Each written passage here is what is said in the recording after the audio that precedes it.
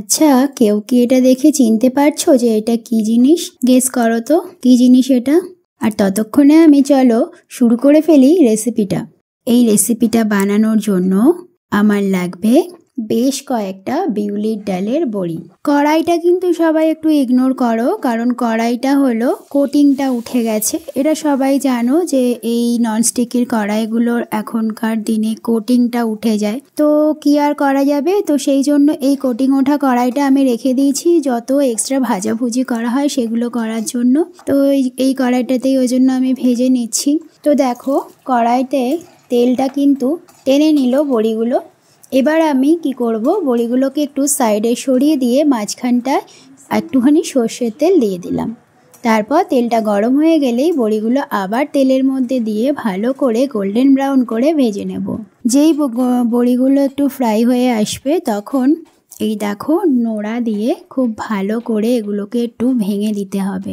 Gas oven থেকে একটু নামিয়েই নিলাম। গ্যাস ওভেনের ওপর করাটা রিস্ক হয়ে যেতে পারে, কারণ গ্লাসের ওভেন।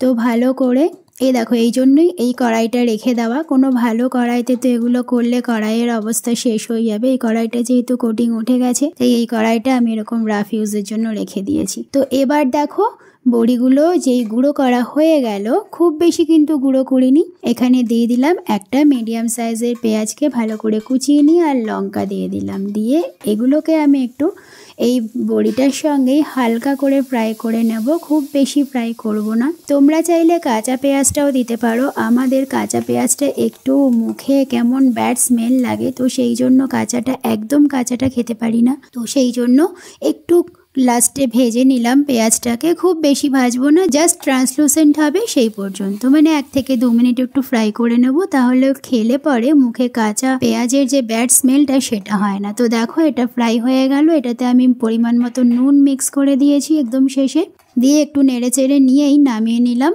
এইবার এটা কিন্তু গরম গরম ভাতের সাথে সার্ভ করো, দারুণ টেস্ট ভুলতে পারবে না। তো বাড়িতে অবশ্যই ট্রাই করো। কেমন হয়েছে আমাকে কমেন্ট সেকশনে কমেন্ট করে জানাতে ভুলো না। তো আজকের মতো এখানেই শেষ করছি, ফিরে আসছি নেক্সট এপিসোডে। তো আজকের এই রেসিপির নামটা কি কেউ গেস করতে পারলে? চলো আমিই বলে দিই, এটার নাম কিন্তু বড়ি ভাজা। তো চলো টাটা।